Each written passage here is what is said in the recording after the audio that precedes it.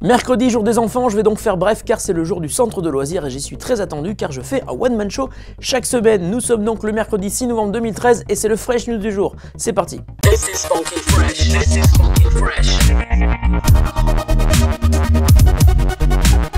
This is funky fresh. This is funky fresh. Pour tous ceux qui ont eu la chance de recevoir leur Nexus 5, l'une des fonctionnalités qu'ils ont dû remarquer est son superbe écran d'accueil avec son lanceur d'applications. Celui-ci n'est pas lié à Android 4.4 mais réellement au Nexus 5 pour qui cette interface a été spécialement conçue. Elle bénéficie de la puissance de Google Search et de Google Now et apporte une vraie plus-value au dernier né de Google, fabriqué par LG et qui en fait un smartphone qui ne ressemble à aucun autre appareil sur le marché. Et selon The Verge, qui cite aujourd'hui un des ingénieurs de chez Google et responsable du projet Nexus 5, cet écran d'accueil et ce lanceur d'applications devrait rester une exclusivité pour le Nexus 5.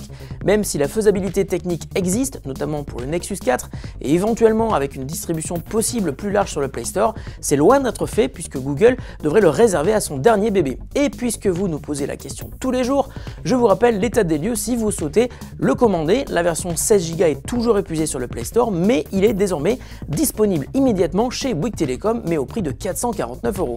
C'est plus cher, mais il est dispo. Le fabricant français Wiko est en train de faire un carton dans notre pays. Selon une étude publiée par l'Institut JFK, il est même désormais à la 3e place des fabricants de smartphones vendus hors pack opérateur. Et Wiko ne risque pas de s'arrêter en si bon chemin après plusieurs modèles d'entrée de gamme qui l'ont fait connaître. C'est aujourd'hui vers le plus haut de gamme que le constructeur marseillais veut tenter sa chance.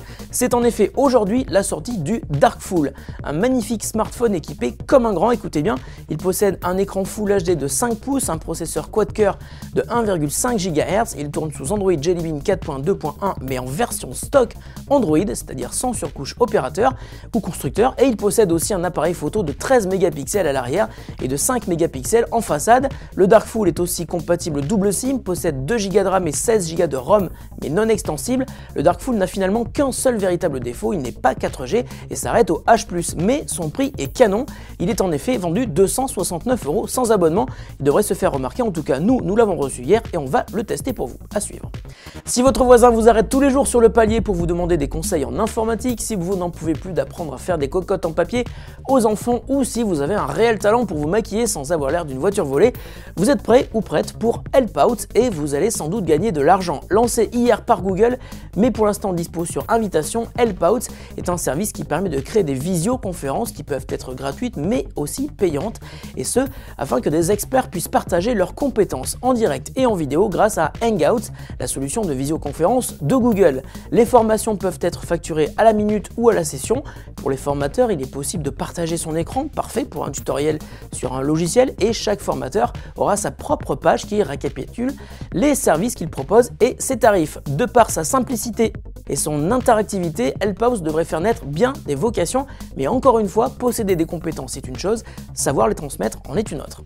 La question du jour nous vient de David qui nous demande qu'en est-il de l'interopérabilité de FaceTime avec d'autres OS. En clair, FaceTime peut-il fonctionner sur Windows ou Android? Eh bien, cher David, la réponse est non. Et oui, FaceTime est un format propriétaire qui te permet de capturer et de transférer des données vidéo, mais qui n'est pas ouvert à d'autres OS ou développeurs, ce qui permet d'ailleurs à Apple d'assurer une promotion croisée de ses appareils aussi bien fixes que mobiles en mettant notamment en avant les qualités de FaceTime. Lancé en 2010, FaceTime était au départ compatible avec le Wi-Fi uniquement, c'était principalement une volonté des opérateurs mobiles qui avaient peur d'une explosion du trafic des données sur leur réseau, mais finalement, face à la concurrence et car il a vite été craqué, FaceTime fonctionne désormais de manière officielle sur les réseaux mobiles.